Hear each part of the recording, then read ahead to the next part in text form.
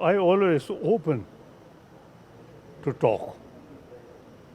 Now China also now realize the Tibetan people, their spirit very strong.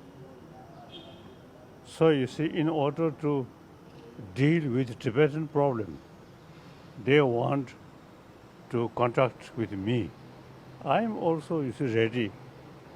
We are not seeking independence. We are decided since many years. We remain part of People's Republic of China. Okay. So we'll see. Thank you. Now China changing.